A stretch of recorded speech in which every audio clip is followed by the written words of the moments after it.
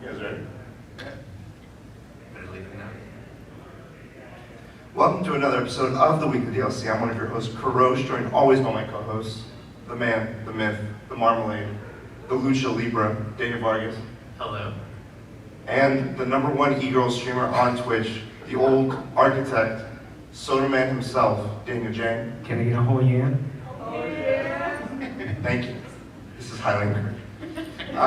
We come to each and every week to podcast services of your choice from tables, panels, conference rooms, next to bathrooms. Please come in. And we talk about nerdy stuff, comics, games, movies, everything in between, pop culture. We usually each bring a topic to the table and we talk about it in some way, shape, or form. And we have some fun. We hope you have fun with us. We've been doing this for 294 episodes. In that time, we've remained a 5-star podcast this entire time. Thank you. I'll pause for applause.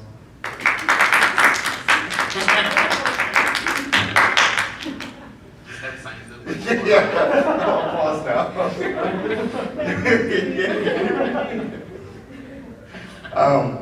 Some of our accolades, I want to kind of take a moment to relish this. One is this panel. Thank you for coming to our debut panel. First time showing up at LA Comic-Con. We've interviewed Game Award winning developers, one of them being the Untitled Goose Game developers. The Messenger is another indie darling game that's well reviewed and raved about and award winning. We've interviewed Hugo Award winning writers such as Andy Weir, the writer of The Martian. We are best friends with Tommy Wiseau. He just saw us a moment ago. He should be arriving sometime today, maybe after our panel, but he'll arrive. We've podcasted everywhere. We've podcasted in conference rooms, living rooms, diners, airports, poolside, pretty much everywhere. And a new statistic, we have listeners not just in this room, not just here, not just each other, in 8 different countries and 3 different continents. So, some accolades in our 290 episodes. Thanks to Spotify Wrap for letting us in. Thank you, Spotify. Sponsored Spotify. Still trying to chase sponsorship, please. But today, so that was my moment to kind of like hype us up. Today we're going to be going over a Comic-Con exclusive panel. Stick around. Don't leave, please. Because we have pins for those that have chosen to come of their own free will. But what we'll be going over today is, because it's the end of the year, we're going to be talking about some of our favorite stuff of this year, the best of 2022. And we're largely going to be sticking to movies and games. If we have time, we'll go into like shows and animes and stuff. But we'll see how the time goes, because they know they want to keep us in this room. So with that, guys, are you ready for the topic? Let's do it. Okay. First, we're going to start with movie. I want you guys to tell me. We'll go one at a time. What was your favorite movie this year, and why did you pick it? You want to go first? Oh, okay, then you go. Then I'll start. So a movie that I really enjoyed this year is Bullet Train. Bullet Train. Yeah. Okay. Bullet Train is a movie about 5 assassins that board a bullet train. They all have a mission, and they find out that there's something in common with all of their missions, and it just becomes a hectic mess of assassins trying to get something done. And it's a really fun movie with a lot of comedy in it, and it's really well done. Cool. And what would you say it did that no other film did for you this year? They had a setting of a bullet train. Yeah, it was really good. Nice. Yeah, well, I think the only other time I've seen that is in the film Logan, and maybe Paddington Bear 2.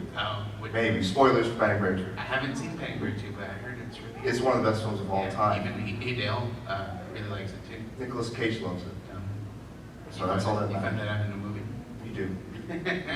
But Bullet Train, so you saw that, what did you go into that thinking, like, did you have any predispositions going into the I film? didn't have any expectations because I didn't watch like anything, like no So what- trailer, nothing. So What would you say drew you to go see it? Like, were you just chilling, or? it seemed like the type of movie that I really liked, and I watched it. It was like they had Japanese themes to it because it's the bullet train, and had like the lions and stuff. Oh, yeah, because it's, the Neon bullet lights. trains, it's set in Tokyo. Yeah. Okay, or in Japan, parts of Japan, 'cause it's Yeah. traversed. And then, do you remember who was in it? There was a few that I remember, but I don't remember the ones I remember were Brad Pitt, obviously, he's like the Yeah. protagonist, but, They there were was, from Atlanta. yes, I don't know his name. cool. Yeah, Joey King, Andrew Koji. Aaron Taylor Johnson, I think.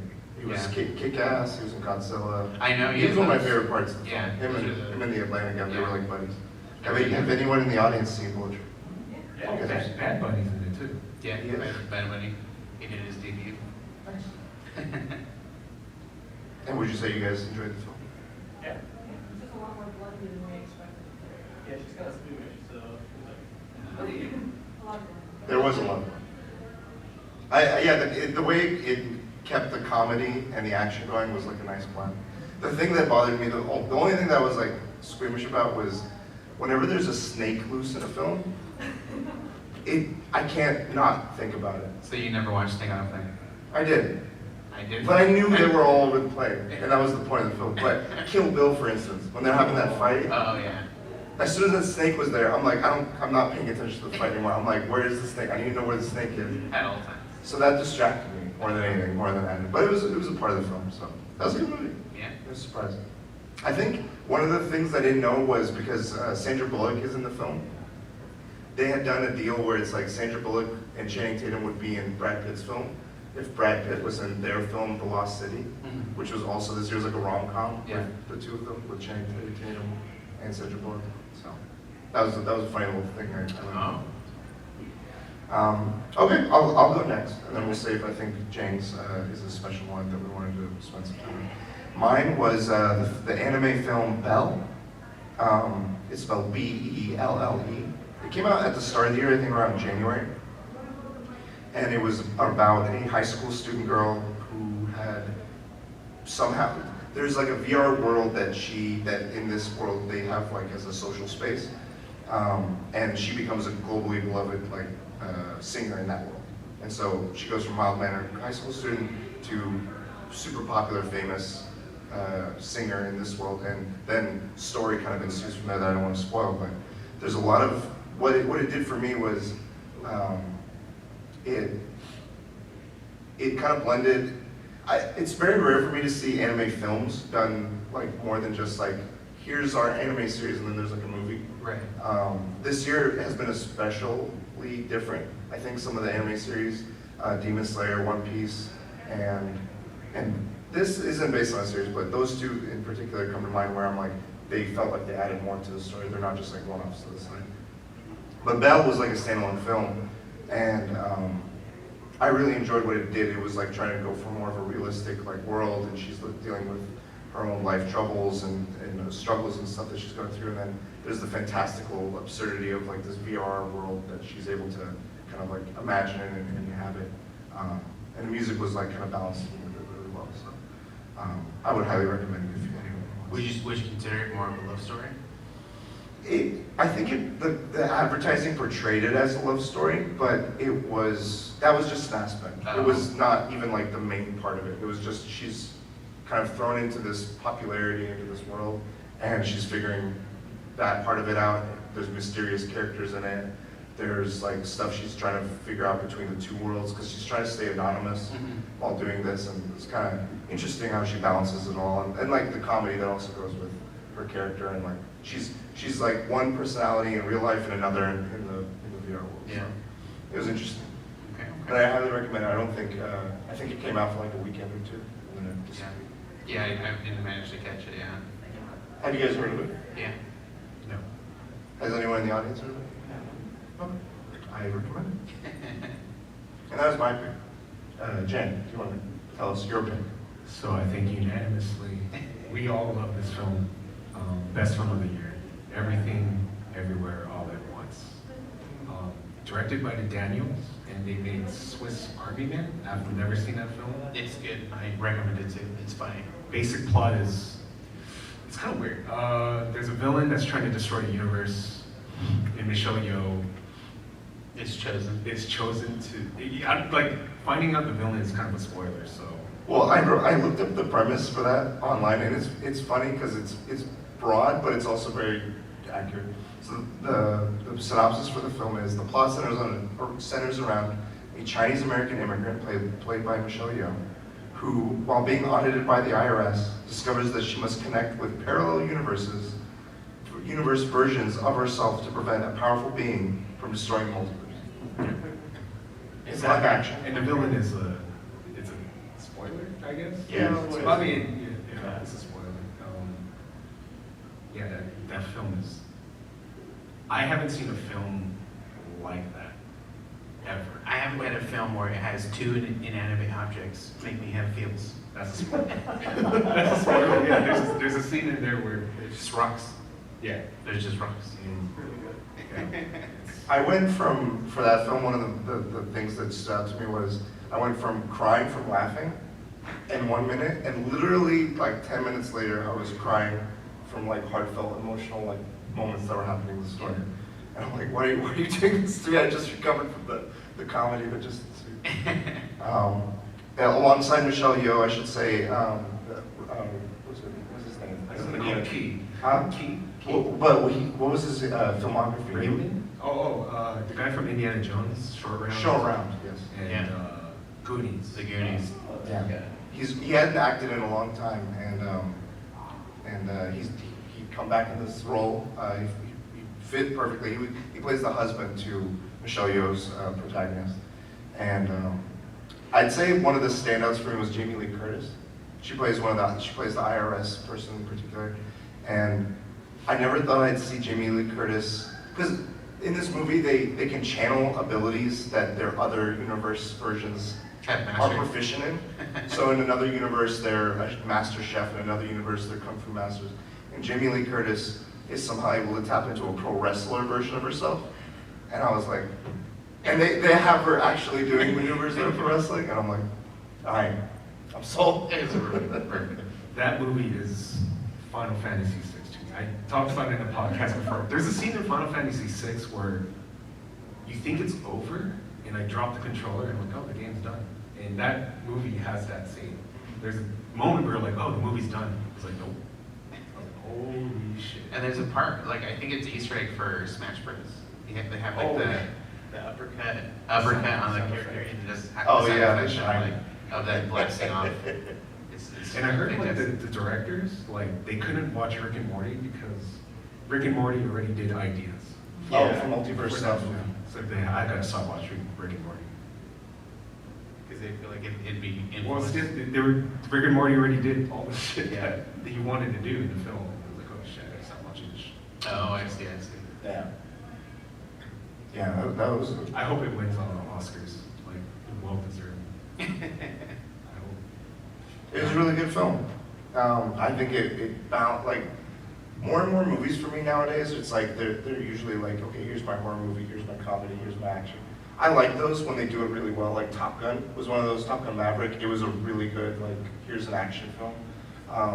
But when a film balances comedy with heartache and with drama and with all this stuff, and absurdity too, and sci-fi stuff, like, that's a fine line, I think, that it takes Yeah. to balance, and when it does it really well, it's like, okay, this really stood out to me.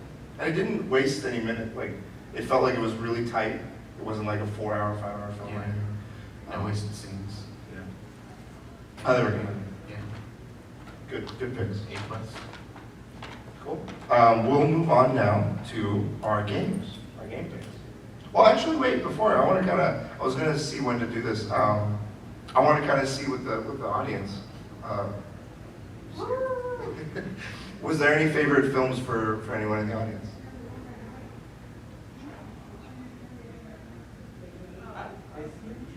Doctor Strange was good. Well, not good. Just haven't seen it yet. Yeah, okay. So for now, Doctor Strange. Yeah. Different take on. The Sam Raimi effect. Yeah, I think that made it a lot better. Mhm. And, it was a lot darker. Marvel's first horror film. Like, I feel like way to think about it. That's true. Yeah. The moments where you see Scarlet Witch like Terminator mode after them. Yeah. I was like, oh Jesus. Yeah.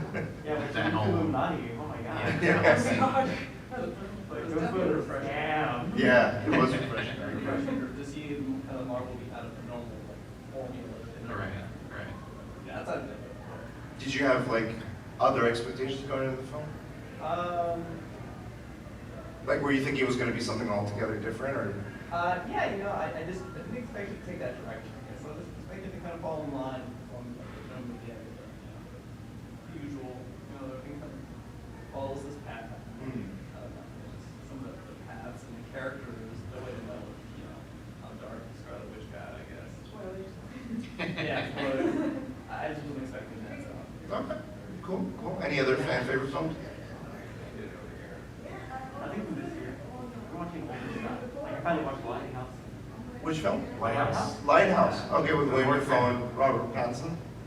The Northman was good. Batman was this year, wasn't it? Yeah, Yes. the Batman. Yeah, it's a long movie. It is.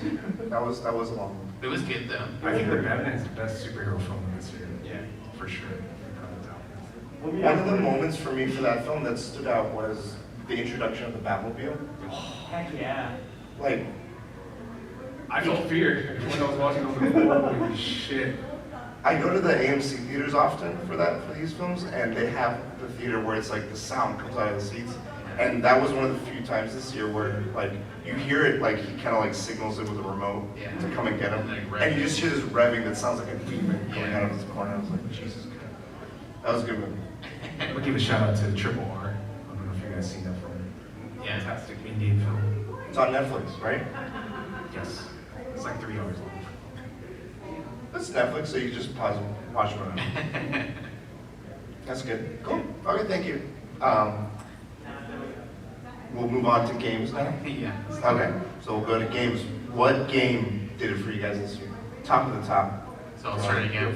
For me, it's a recent game that I think has a lot of potential. Warhammer 40,000 Dark Tide. It's a really good game. It is a first-person shooter that's a co-op survival. Like you go through like a whole mission, and you have to survive like hordes of monsters that come at you, and you have you can either get different weapons. You have characters that have different abilities, but when you choose a character, you kind of stay with that character. But he has like a Psychonaut type character or a psycho character that like uses powers to like blow their minds and stuff. But he can also use too much of that and essentially like blow his own mind.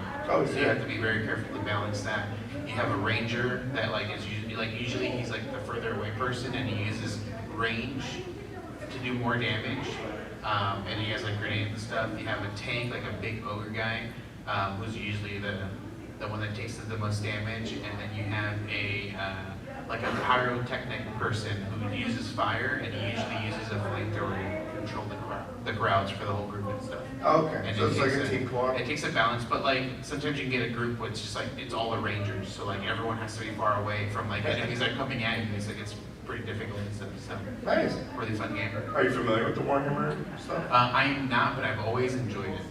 I don't have like any of the board game or like the models and stuff, but I've Okay. always enjoyed like these games. I have Oh, you played, so that was my next question. Have you played other Warhammer games? yeah, but I don't know. I'm not familiar with like the history. Ah, okay. Cool. Well, I know there's some fans in the audience that are Warhammer fans. Cool, cool.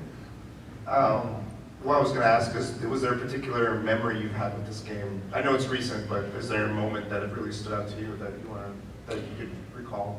For me, it was like a moment that like I regret a decision, but it was like it made me realize like how the game is.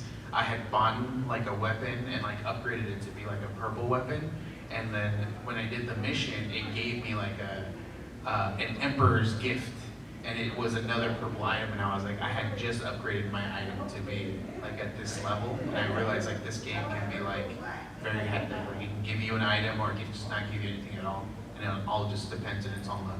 Oh, okay. So there's an RPG element to it, like you're leveling up your characters, your Yeah. build and everything. And right now I think the max level is like level 30. Have you hit the max level yet? No, I'm like 21. How long have you played?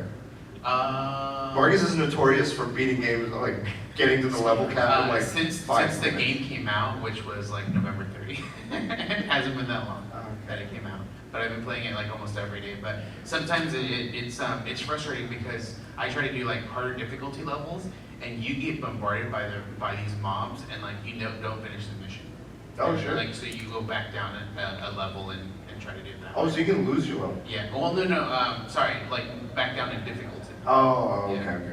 I was like, this game is punishing. It's like, you're not worthy. Go back down. Yeah. All right, cool. Jay. Mine's the last one.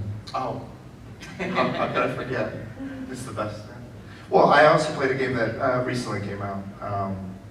I'd say I was able to finish it before Thanksgiving. It was God of War Ragnarok. Kind of about the premise of it is it's a sequel to the 2018 God of War game. God of War being, there's Kratos, he's like this Spartan warrior who's turned like God of War, goes around killing gods. And then 2018 one, it started this new journey where he's in a Norse mythological space instead of, I think it's Greek, the Greek space, which is where he kind of originated from with like Hades and Zeus and all those folks. But in this new world, he has a son, Atreus, and then they're trying to figure out in the 2018 one, his mother and his wife had just passed, and so they're going to put her ashes at the top of the mountain. Action ensues. They get kind of caught up into a lot of the Norse mythology scheming that's going on, and then this one continues that journey. So I liked it because in this one, in the last one, it's him kind of reconciling. His son's like a little like his son is very not him. His son is like he's like this hulking man of action, just barbarian, crazy man, and his son is like kind of soft. He's still growing. Kind of like a Road to Perdition of where he's taking care of a kid, and he doesn't really connect with him. It is always his wife that connected with him, with the son, and so it's like now he has to figure out a way to like connect with him. Thanks for stopping by. He's like, oh shit, it's fun. And so in this one, in the last one, he kind of embraces his son and takes him in, and he's like, okay, yes, I will raise you. I love you. You are my son. And this one, it's more, his son is growing up and his son wants to go and explore and do things that he doesn't necessarily agree with. So it's like he's in his teenage years more so. It's like him wrestling with that in Norse, Greek mythology craziness. So it's like all those like things of like fatherhood and your kid growing up. And it was interesting because my moment was more, it builds up to him and Thor are like, they're mirrors of each other. Thor also has children. Kratos has his son. And they're both like, we live in a cycle of who we are. Thor's like, I'm an instrument of destruction for Odin. Kratos was like, I have been an instrument of destruction all my life. Like, that is my purpose. And one has kind of accepted or kind of, I would say, just given up on trying to be like, that's what I am and that's all I'll be. And the other is, Kratos is trying to change that. He's trying to be better for his son, better for himself, better for things. And seeing that dichotomy of the two was interesting. And the way they deal with it. It wasn't like a straightforward, like a switch turns on. It was like he's struggling with trying aspects of it. It's like it goes against his nature. It goes against what he's used to, what he wants for his son, and then like those conflict. And so I really like that. I think the storytelling of that was really well done, and it stuck with me. Cool thing too was Thor was played by one of the main protagonists in Sons of Anarchy. The Jack's best friend. The Walking Dead as well. Oh yeah, he was in the later seasons of The Walking Dead, which just ended, right? Yeah, damn. I never thought that show would ever end. There's like 8 other shows, right? But yeah, God of War. And I've only beaten like the main game, but they flesh out that game so well. Like there's Odin's ex-wife who hates you, and for reasons I won't spoil. That's the witch. Yeah, she's like kind of mystical, I guess. More natural. Okay. Nature, magic is more probably what I would incline Does to. it have Valkyries? It has Valkyries, but it has something equivalent to Valkyries. Valkyries were like these like difficult side missions that you could face. Like, oh, I don't have to finish this, but I could go this path and fight a Valkyrie, and fight in like one-on-one combat, and it was tough. And those are my favorite missions. Yeah. There's a version of those in this game, and they're hard. I actually have a question. Yeah. Because my main gripe with God of War games is the first boss fight is epic. Yes. And then it just goes downhill. How is it in this game? I would say it starts the same, like it starts epic. I know the first It- boss fight. yeah. I'm trying not to see spoilers. That they start off with that. I was like, damn, okay. Yeah, it gets crazy out the gate. But it does take like the middle parts are a little long. And it kind of goes into the formulaic, like Sony PlayStation does this a lot. They'll do third-person action adventure games where the middle parts are go through a puzzle while characters narrate, get a little like fight scene here, go to the next puzzle, narrate. And it's to get those story beats going, and then you get to the big epic stuff. But when it gets to so it does what the other ones have done, to answer your question, but I think what it does is when it gets those big epic parts, it goes to them, and then it goes in a little extra. Like, there was at least 3 different boss fights where I was like amazed by the initial experience, but then it just kept going. I was like, oh shit. It's like, it makes you think, like it tricks you. And you know, it's hard to tell when it's not, like just knowing that won't spoil it, but I really like it. And the combat is amazing. Like, I know you could just stick to, like, I know you've played it where it's just you stick to fists, and that's a challenge of its own. He's a masochist, but they introduce, like, they have the axe, they have like 3 other weapons, and then each of these weapons, their starting abilities and everything are already fully fleshed out. It's enough to like feel like, oh, this is cool combat. But then you level up and increase in skill build, and by the end of the game, you're like a war machine of every type of action, combat you can think of. And they all fluidly flow into each other. And it's just really impressive to see a game do that at the caliber this game does it. So, that's my game. Jay, what's your game? The reason why I'm always going last is because this is our favorite game of the year, unanimously. Elden Ring. You don't like it? Okay, well, I want to get into the story because it's kind of weird and convoluted. Yeah, we don't But you're trying to be Elden Lord. Yeah. That's the basic plot, and I'm actually pretty happy that this is FromSoft's like most successful software title by far. Like, people who usually don't play these types of games are playing it, and it's not difficult because they give you the tools to beat. You can ask for help, you can get spirits, and I think it's the hardest bosses that are in a FromSoft game, but it's the most accessible FromSoft game. I didn't know that the summons existed until halfway through the game, by the way. Yeah, don't be like me, use your summons, because I was a masochist. What'd you do? I just soloed everything. It was rough. And summons are like the things, not summoning another player. You're talking about like the little spirit things that you can have as abilities. You didn't even use them. So it's like Breath of the Wild and Dark Souls had a baby. That's Elden Ring. Okay. Open world. RPG sound. Yeah. Do you have a particular memory that stuck with you about the game? So with FromSoft games, like the bosses are kind of like similar, but the one that threw me off was Hoarah in his second form. Can you remind me who Hoarah was? Wrestling. Okay. And I was like, holy shit, this is different. I The was like, lion thing. yeah, Yeah. suplexed me from 100 feet in the air. He pretty much becomes Zinky. And Yeah. just that match just like grabs people at all times and just does everything to them. The first time, I was like, what? It throws you off, yeah, because What the if the dodging phone- is different. So for both of you, you guys are from Soft Vets. Like, you guys have played a slew of their games before. Yes. I think I've always tried to play their games, and I think I've had more difficulty getting into them, figuring out like it hasn't clicked with me. Yeah. Sekiro, I tried before, but this game helped me kind of get into them more. Like, after playing Elden Ring, I was more inclined to try Sekiro again. I was more inclined to try Demon Souls again. I was more inclined. Platinum singer. Yeah. Holy shit.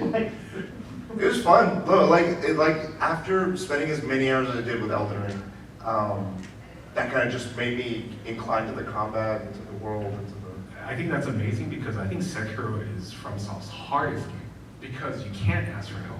That's Yeah. a single player experience, and if you're not good at like rhythm games, you're just gonna get owned. DDR. baby. That's a rhythm game. Sekiro's a rhythm game. Right. Like, Most of these, like the boss fights, it's like There's like a rhythm to them, yeah. yeah. After you describe it to me, every time I look at one of these boss fights, they go for like this rhythm of the combat. Yeah. Did you have a moment with the game that you want to? Yeah, for me, it was Millennia. Yeah, she just like, she was my stopping point, and well, for a bit. For and- many. Yeah, like it put a stop to my progress for a while because she's a monster. Like when it goes into the second phase, like she just does so much damage to you. It's hard to worship. That's the hardest FromSoft boss. I wouldn't say that, but it did give me the most trouble out of all of them. It's that or the last boss from Sekiro. That guy was Those nuts. are the two guys that they say are the hardest FromSoft bosses. But Millennia, one thing cheap about Millennia is like when she hits you, she heals. Yeah, that And she was does the combos. thing. And that works even when they block, right? Even Yeah. if you block, Yeah. she heals. If she hits your spirit, she heals. It's like, so I had no shame. You guys didn't. I mean, you didn't use summons. Did you use summons? What's it? Yeah, on that But you one. didn't do the friend call a friend. No, I didn't do Call of Friend. I did everything. You did summon and I did summon, call a friend, the farming methods to like level myself up to like a bajillion before I even tried. Yeah. And even still, I went to Millennia and I was like, okay, I'm a little magic boy in the corner. And everyone was like huddled around her trying to feel, I was like, whoa, what's going on? And then, like, I think they were healing and she aggroed to me after my last, so I was like, oh no. And I had to like just run the whole time. I was like, it's not. And then I died, but then as I was dying, I saw them beat her. It didn't count. Oh no! No. I eventually was able to get her, but that was like a memory that's like. Yeah. Yeah, for me, one of the moments that was, I was trying to do a specific storyline, like not a side quest, like there's endings to the game for the trophies or whatever, but even still, like there's just like these endings that you can create a certain set of stuff. And I was trying to go for Moon Ladies, like Ronnie. Oh yeah, yeah. And one of the things I was like, oh, I was trying to follow, I had a guide up where it was telling me to go, it was telling me stuff without telling me spoilers, which I appreciate because it led to this moment. I was going through this like cosmic underground space, which that alone was like a moment where it's like, you go underground these elevators and then the world becomes like unfathomable and like just this cosmic everything and everything is completely different from what you've seen before. And then in that area, it was like, okay, go do this, go do that, go to this cave, and then I saw a doorway. It was like, oh, okay, this is gonna be boss fight. Okay, sure. I go in, and it's like this centipede planetary solar system creature. And I'm like, what the hell? And then as soon as I entered, just like Death Star laser beam me, I was like, what? Okay. And so I went back into the fight. And then every time I went into the fight, it was something completely new. I was like, now it's teleporting above me, landing, meteor shower. It was like fighting Frieza for the first time, and you're like, there's another form? There's another form? It was insane. And I was like, I don't think any other boss is going to surprise me the way this boss surprised me. Yeah, Another surprise, General Radon. Oh, When he like goes up into he space, disappears and you're like, oh, this is Where'd he it. go? I did it. brings a fucking asteroid to you. I like General Radon's like, so FromSoft has like these backstories, and his backstories, he's a big dude, but he's like riding a tiny horse. And the reason best why horse. he's like, well, he learned gravity magic so he doesn't crush his horse. I was like, That's the one reason. and he's like holding up asteroids so the Earth or that world doesn't get destroyed. So like, this guy is like, the battle is like a festival for him. yeah. He wants It's to like die to with celebrate the him. Yeah. Yeah. So he's like, come fight me. And everyone, you can bring all the other NPC characters in there to like join in the Doesn't fight. want to crush his horse. That's why he's doing the gravity magic. I'd learn gravity magic to not crush my cat. And the horse is like struggling. Yeah. You see it like the boss fight. Yeah. Did you have any other moment with it? No, yeah, it's the same one with Rodan, where he goes up in the sky and he brings down one of the meteorites that he's holding up Yeah. just to take you out. And like, I don't know if there's, I mean, there is a timing to dodging it, but like, I never figured it out. I just always got hit by that thing, but I managed to survive one and won that specific battle. The one thing that this game introduced is the timing, like the hesitation. Boss fights will go like, huh? Wait for it. Wait. Yeah, the You- delay You're was like dodging like extra. 1,000 times. When am I going to block or dodge? And I feel like the next FromSoft games, he's going to incorporate fakes. Oh, okay. And that's like the next troll moment. So FromSoft games, there's troll moments, traps. So I think the next I think one of the first moments in this game where like I went to open a treasure chest and it teleported me to like Oh yeah. the Ravaged lands. hard place. Oh, Kaylin, when you first enter Kaylin. Yeah, that's how I entered Galen. And you just see the skies all red. It's like, holy shit, I'm not supposed to be here. Yeah. Everywhere in that game I was like, I'm not supposed to be. Yeah, yeah. Good game. And now I'd like to ask our audience, was there any game for you guys this year? Master Duel. What's that? Master Duel. Master Duel. Can you just, is that the Is that Yu-Gi-Oh? The Yu-Gi-Oh! Oh, cool. What, did they do something different this year? Don't have to play cards anymore, man. Okay. Super accessible, has all the cards. Harder cards? As long as it's got that, I'm Yeah, good. man, got all the cards. Is it PvP? Yeah. And you can do your own thing too? Yeah. Cool. Yeah, it's got metas and everything. And like the best part about it is just watching people play like 10-minute turns, man. It's Oh. amazing. Wow. And so the 10-minute turns are like the combo off and do Yeah. all kinds of crazy stuff. Perfect. Blows my mind. It's like anime moments, man. Every freaking moment. Nice. Okay, Master Duel. Any other ones? I mean, obviously, Elden Ring. I went through it after too. I had a moment too. When I went to the Malekith battle. Oh, I was like yeah. hopping around, and I'm a magic user, so it's like I can't really do much. So it's like I ended up calling calling a friend in, and they did most of the battle. I just sat behind pillars and I was just firing, and they ended up getting killed. And he had like one hit left, and I was Oh my like, God. no! And he's coming at me, and I'm like trying to hit him, and I'm out of like, I was like, no!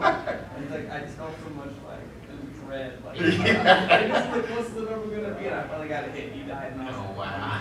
thank God. The sense of relief. Yeah. When you see defeated on the screen, you're like, oh. Yeah. I like that moment when you just know the boss fight. After like, just like Neo from the Matrix. Well, I mean, When I you had didn't done get to that? that point, but When you had done that, had you already access to your more amazing magic abilities, or? No, not yet. Not yet. That was, yeah. It was just the pellets. Yeah, just little pellets. Trust the pellets. That's all I could do. And I think I didn't have the strongest stuff. He just moved so much. Yeah. yeah. You can't do And- that And the ability. strong one has like a long The charge. Kamehameha. Yeah, had that going. He just jumped away. I'm like, all right, well, I hit him for like a second. Throwing rocks at you. Yeah. That's a good game. Cool. All right, cool. Well, we can, actually, we do have time Yeah. for shows and anime. Let's do it. After you. For me, let's see, a show. I can go. Yeah, you want to go first? There was many. I watched a lot of shows, but I think I'm leaning towards anime. Yeah. I think The it'll be- one that stuck with me the most, and maybe I'm a little biased because I caught up with the show and then I was like, I don't want to stop. There's a manga. I started reading it. Was Chainsaw Man. Nice. There's like, I don't know if the recent trend has been with Demon Slayer, with Jujutsu Kaisen. There's like a bureau or an organization of some kind that's like demon hunting, like essentially. Like that's the basicness of this. But then Chainsaw Man is like, this kid is an orphan who's kind of in debt due to his father kind of being in debt to the mafia. And he's like trying to make ends meet by hunting down demons for just cash to pay off the debt. And he does that with the help of a little like Pikachu cute like chainsaw dog, demon dog. One thing leads to another. He ends up getting the abilities of being like a chainsaw man, and now he's in a demon hunting bureau.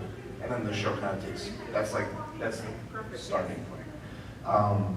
And I would say it kind of mixes weird that I like in anime. Like it does a lot of the stuff that Evangelion or Akira or some of those kind of do, but also keeps it kind of like funny and like he's just an idiot that is just trying to. He's like, they're like, what do you want? He's like, I'll be in this bureau if like I can just. I don't know what I want. What should I want? And someone's like, you want a kiss, right? And he's like, yeah, that sounds like a goal. I'll make that my life goal.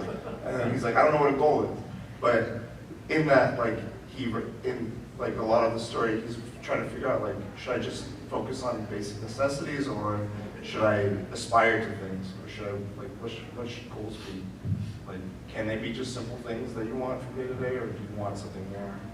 And he's like, should I be weird for not wanting that? I don't know. Like I like that he's like, while he's still simple and goofy and we didn't this in the weirdness of this, Yeah. he does all that stuff. That was cool, and it is graphic and Chainsaw Man. There's like the demons in this are like based around things that people fear in today's world. So like there's a gun demon, and that's like one of the most feared because guns are just everywhere, and they cause the things that cause fear the most are the stronger demons, and so kind of go with that. Like it made me think about like, oh, what else could be a demon? I don't know. Like, someone could be like a random demon of like phobias or something. But it was cool. I liked it a lot. The animation's really good. I have a question. Yes. The manga, there's not a lot out. Are they gonna surpass it? Like, will there not be enough material to make the anime? No, there will be. Okay. I like the manga. So there was in manga chapters there was like 120 out so far. The main story that this show takes up is the first 90 some odd chapters, and this part is like just the beginnings of it. So they have a lot of ground to cover. It'll be many seasons, and I think anime as a whole, like we're seeing a lot of different animes now, like My Hero Academia, Demon Slayer, this, like 18 other ones, 20 other ones. They're like kind of in their beginnings, middles, or like ramping up. And I'm like, man, anime is going to be blowing up even more. Like it already is. I feel like it's even more going to be amazing. And then for me, I have to go with Ranking of Kings. Oh, I saw yeah. it in the beginning of the year, but it has a character named Boji, Mhm. and he's in the family where he is his dad is one of like the strongest characters in the world, and he has none of that strength. And you find out reasons why he doesn't have the strength and stuff, but he still has the ability to keep up with like these people in this world where like their ranking is achieved by like the things that they've done, and so he's able to keep up with like some of these high-ranking people that do like just insane amount of damage, and he can just keep up with them and stop them in their tracks and stuff. So Cool. really good anime. So shows are kind of weird because I'm not caught up. Like I don't watch I'm watching stuff from back in the day. Yeah. But I'm gonna say Better Call Saul is the best show out right now. But I'm not caught up. So I'm gonna say there is a show that I watch. It's anime, and I don't usually watch anime. Attack on Titan. The stuff they do in that anime is Yeah, it the blows my animation. mind. Like the revelations. I don't want to get into spoilers, but there's a revelation with the main character, and you find out what he does, and it's like, damn. It's hard to talk about it, but for that show, it took me 2 attempts to really get into it. The first attempt, I kind of was like, I don't get what the hyper interest is in this. The animation style wasn't really talking to me, and I was like, yeah, I'm not clicking with this. I tried it again years later, and something about it just kind of clicked after I got through. Like the first season was short, and then the second season was where it kind of got more intriguing with the plots and the mysteries, and it just continues to escalate that and to do it in ways that are unconventional. And I think I appreciated that, and it kind of like pushed on questions that make you think about just how people go about stuff and societies and all that stuff. So Yeah. it was really interesting, like for that to kind of bring that as a mainstream anime that became like as huge as it is. They have a giant inflatable thing in the other hall. Oh, that's right. So it is There's a lot it's huge. of just cool moments in that manga anime. Do you have a favorite character? You Mikasa, maybe? Okay. Levi is cool too. Yeah, I'd probably have to choose Levi as well. Yeah. Cool. And the fight scenes with him, with Levi and the beast type. Yeah. It's crazy. Nice. Is there any shows anyone in the audience has enjoyed this year? Cyberpunk anime, it's pretty good. Oh, Edge Runner. Yeah, enjoy it. I'm just starting that one. Oh, it's alright. Episode 6 now. Okay. I'll keep an eye on it. Lots of isekai. Eminence in Shadow, if you're watching this season's stuff. It's really good. Cool. Gundam is amazing. Oh, yeah, we got time. That's all I do now. That's why I'm on hiatus. Cool. Well, I think we're at time. Yeah. Guys, where can people find you guys? They can find me Cole Marmalade, all social media. At the last bosses everywhere. You can find me at Cujo Prime. You can find us all at the Week of DLC. And I want to give a special thank you to everyone in the audience today. Appreciate you guys coming today. It means a lot. We've been doing this for a long time, and it's been fun, and I continue to enjoy doing this, and I wanted to just thank you guys for that. So, we do have an outro, one that someone in the audience had a special contribution for. But because it's a panel, we kind of want to involve the audience. If you are interested in joining, you don't, there's no obligation. But we typically say, we'll DLC you later. And we'd love you guys to say the DLC part. So, we'll start it. Okay. Will DLC! you later. Thank you, everyone. I got a pin for everyone. We'll do photo ops outside if anyone wants. Photos, signatures.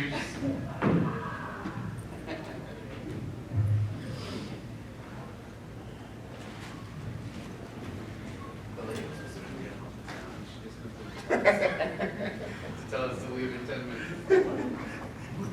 Oh, no.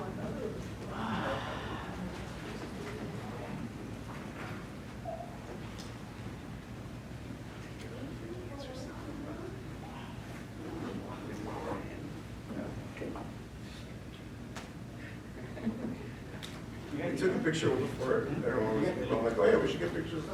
Yeah, with the crowd.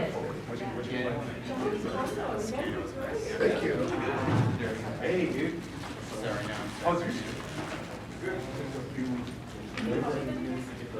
No, so shut down. I just gotta go. I gotta take it.